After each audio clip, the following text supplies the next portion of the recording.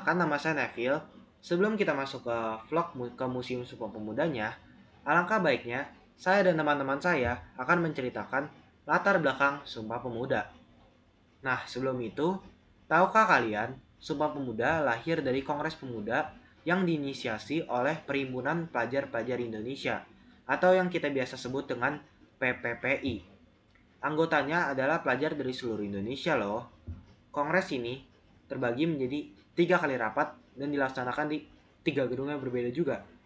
Waduh, oke, kita masuk ke rapat yang pertama di Gedung Katolik Jonglingenbon atau KJB pada 27 Oktober 1928. Rapat yang kedua di Gedung US Java Bioskop pada 28 Oktober 1928. Nah, di rapat yang ketiga nih, merupakan rapat yang paling bersejarah, dilaksanakan di Gedung Indonesia Clubhouse Kramat pada tanggal 28 Oktober 1928. Nah, sekarang gedung ini dikenal sebagai Museum Sumpah Pemuda. Gagasan mendirikan museum ini berasal dari pelaku Kongres Pemuda kedua. Mereka ingin mewariskan nilai persatuan generasi 1928 atau generasi mereka ke generasi kita.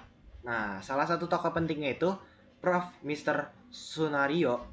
Nah, beliau meminta perhatian Gubernur Ali Sadikin atau gubernur pada masa itu untuk menjadikan Gedung Keramat 106 atau Gedung Museum Sumpah Pemuda ini sebagai cagar budaya. Akhirnya diresmikanlah Gedung Sumpah Pemuda atau yang biasa sekarang kita sebut dengan Museum Sumpah Pemuda. Oke, selanjutnya akan dilanjutkan oleh teman saya, Bill. Perkenalkan, nama saya Bel. Nah, sekarang saya akan menceritakan bagaimana gedung ini sebelum menjadi sebuah museum yang kita kunjungi sekarang di video kali ini. Nah, sebelum menjadi museum, gedung ini awalnya adalah rumah pondokan para pelajar dan mahasiswa di Indonesia, atau kata lainnya adalah rumah indekos. Nah, pemiliknya ini adalah seorang dari yang memiliki keturunan Tionghoa bernama Si Konglian. Nah, rumah ini pernah ditinggali oleh banyak sekali tokoh nasional Indonesia, tapi yang kita sebut tadi adalah 3 orang saja. Pertama ada Muhammad Yamin, yaitu mantan Menteri Penerangan di Indonesia, atau bahasa sekarang itu mantan Menteri Informasi. Nah, selanjutnya ada Aka Gani, yaitu Deputi Perdana Menteri, yang dimana Perdana Menteri adalah Amir Syarifuddin, juga pernah tinggal di di rumah itu. Dan Amir Syarifuddin ini merupakan salah satu tokoh sayap kiri di Indonesia. Nah, mereka merupakan tokoh-tokoh penting dalam pergerakan kemerdekaan Indonesia. Nah, sejak 1925, gedung ini digunakan sebagai tempat tinggalnya anggota Chung Java, atau yang kita kenal dengan, atau bisa dikenal juga dengan nama Langen Siswo. Nah, mulai dari tahun 1926, semakin banyak pelajar dan dari berbagai daerah datang ke gedung, ke rumah Si Konglen ini. Nah, kegiatan mereka di gedung ini tuh semakin banyak atau semakin beragam. Nah, hingga akhirnya digunakan sebagai markasnya PPPI. Nah, mereka sering mengundang tokoh-tokoh seperti Bung Karno untuk berdiskusi di sini. Perkenalkan, nama aku Carmen. Nah, aku lanjutin nih. Jadi, selain jadi tempat tinggal dan markas PPPI, gedung ini juga sering dijadiin sasaran politik intelijen dienst, atau enggak dinamain PID. Nah, PID ini adalah Dinas Intelijen Politik Belanda yang memantau kegiatan para pemuda. Nah, mereka bahkan sempat mengeluarkan Vergader Verbod, yaitu larangan berkumpul, termasuk saat rapat ketiga Kongres Pemuda kedua. Tapi meski diawasi ketat, para pemuda tetap bersemangat. Nah, di gedung ini juga terbit majalah Indonesia Raya yang dikelola oleh PPPI. Nah, karena sering dipakai untuk kegiatan nasional, para penghuni menamakan gedungnya Indis Clubhouse sebagai tempat resmi pertemuan pemuda nasional. Nah, gedung ini terus digunakan hingga 1934 saat para pemuda memutuskan untuk tidak memperpanjang sewa. Halo semua, perkenalkan nama aku Diva. Jadi aku bakal ngelanjutin dari Carmen. Setelah 1934, Gedung Keramat 106 sempat tidak digunakan lagi. Tapi pada 1968, gedung ini disepakati sebagai Gedung Sumpah Pemuda. Akhirnya pada 20 Mei 1973, Gubernur Jakarta yaitu Ali Sadikin meresmikannya sebagai Museum Sumpah Pemuda.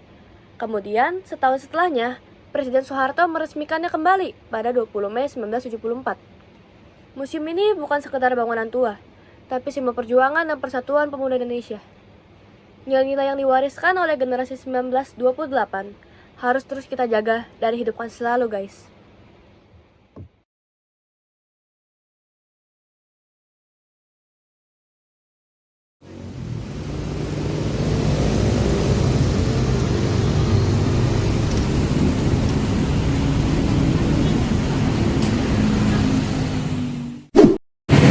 Hai guys, kita mau OTW ke Museum Sumpah Pemuda.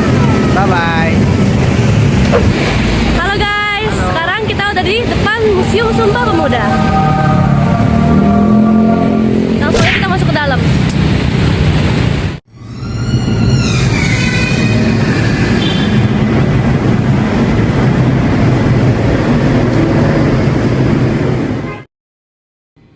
Jadi di museum ini ada banyak peninggalan-peninggalan sejarah dan juga ada informasi-informasi juga di sini. Dan jika kita jalan lagi, ada juga si kemudian dan juga di sini juga ada penjelasannya ya di sana. Dan kalau kita jalan sedikit, kita bakal nemu ini nih. Jadi ini tuh ada informasi-informasi tentang Sumpah Pemuda. Jadi tinggal aja langsung kita baca. Nanti bakal keluar. Ada dalam paksa, politik etis, sekolah-sekolah di Batavia, plus jalan pergerakan. Nanti muncul informasinya begini. Tinggal dibaca aja, keluar aja. Nah sekarang kita balik ke mana? Di sini juga ada daerahnya. Jadi kalian kalau bingung itu ada apa aja, bisa lihat daerah. Nah kita di sini. Terus ada juga renovasinya. Nah,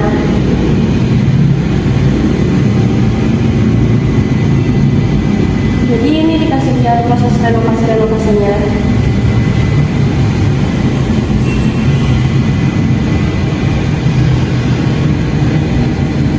Dan di sisi lain ruangan ini juga ada kalian perjalanan Sumpah Pemuda dari tahun 1908 yaitu Pendiri Budi Utomo hingga 1949 yaitu Hari Sumpah Pemuda ditetapkan sebagai hari nasional bukan hari libur.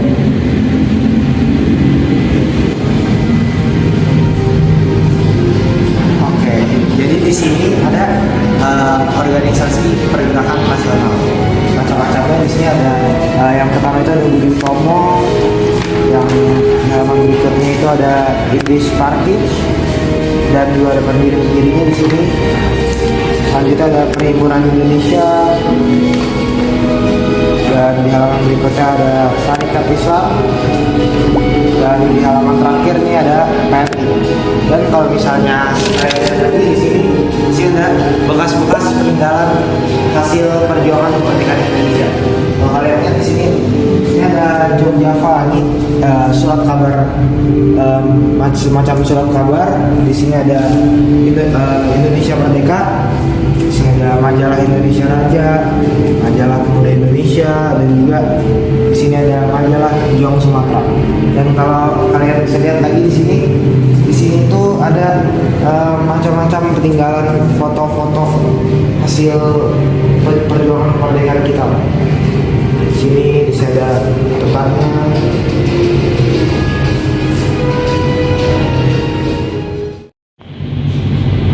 Oke, dari sini kita akan membahas mengenai Manifesto 95 dan juga sekaligus Kongres Pemuda Indonesia yang kedua.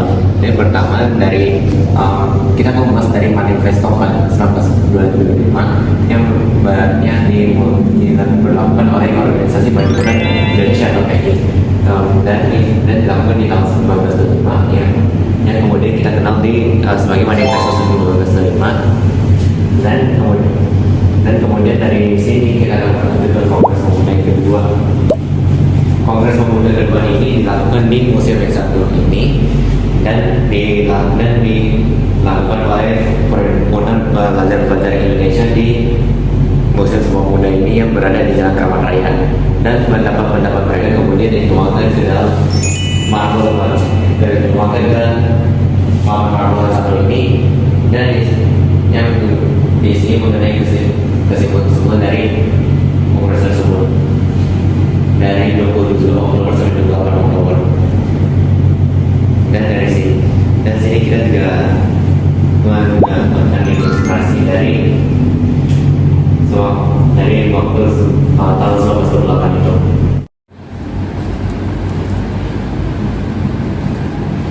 Jadi di sini ada informasi tentang bagaimana nama Indonesia muncul.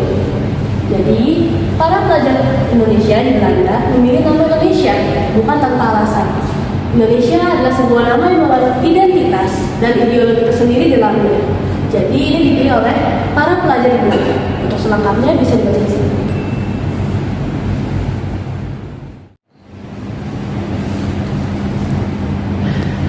Jadi ini merupakan hasil putusan Kongres Pemuda-Pemuda Indonesia. Dan juga di sini ada Sartono, yaitu mendorong pergerakan kemerdekaan untuk para pemuda. Dan juga jika kita jalan sedikit, kita bakal nemuin kotak ini. Ini merupakan ilustrasi Kongres Pemuda kedua.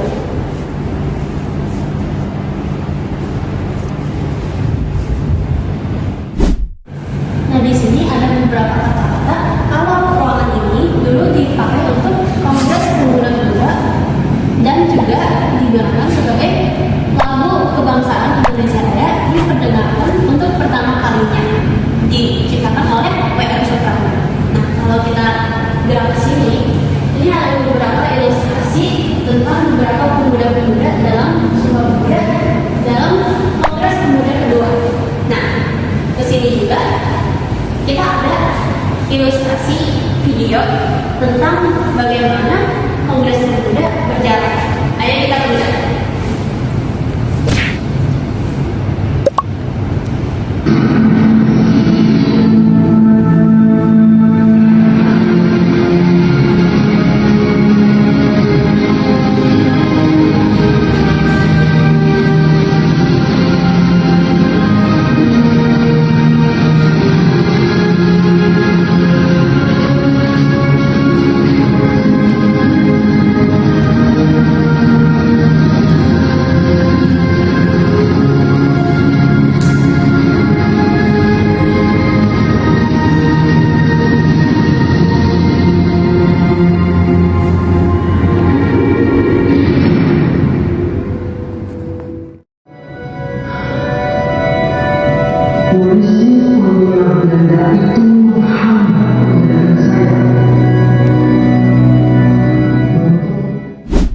Nah, sekarang kita keluar, kita masuk ke sejarah-sejarah tentang keluarganya si Kongyan.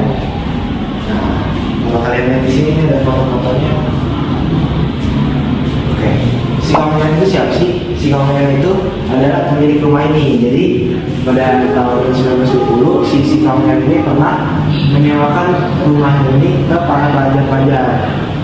Dan lalu di tahun 1934 si Kongyan ini juga pernah menyewakan rumahnya ini ke kerabatnya, dan juga pada tahun 1937 si Kongyan juga pernah menyewakan rumah ini menjadikan sebagai toko bunga. Nah, kalau kalian lihat di dalam sini, ini itu menjelaskan bahwa si para pelajar Sofia kan menjalankan itu sebenarnya tidak terlalu jauh dari sini, makanya mereka ngekos dari sini. Mereka ngekos di sini, dan juga museum ini itu dahulu kala dijadikan sebagai tempat latihan keseniannya.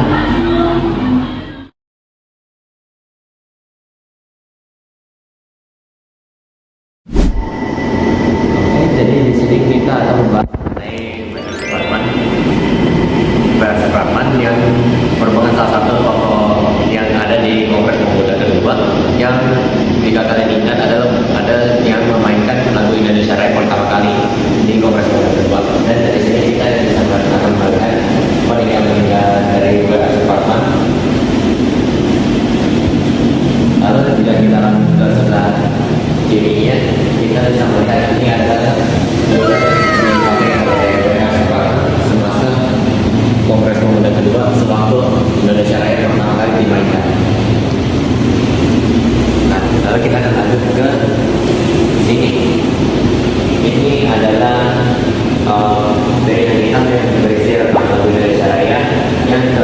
sudah dimainkan pada zaman Kongres Pemuda kedua dan yang lain-lainnya. Di sini kita sudah mendengarkannya.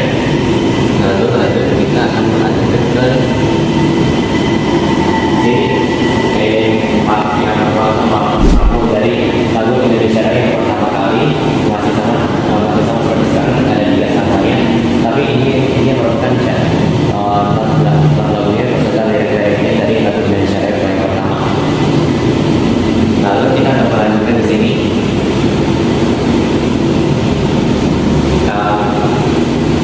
Ya di sini memang sangat besar, tapi dari yang sebelumnya kita bisa melihat kalau yang ini merupakan konten interaktif yang bisa kita pakai untuk kita menjadi seorang konduktor dari lagu Indonesia Raya ini.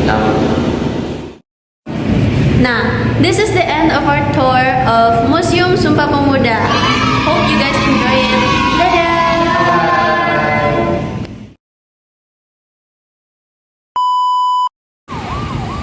Langsung mulai. Tes, halo. Halo guys, sekarang kita mau pergi ke Museum Sumpah Pemuda. Tapi mana? Oh iya, tutup. Hai guys, sekarang kita mau ke Museum Sumpah Pemuda. See you guys there.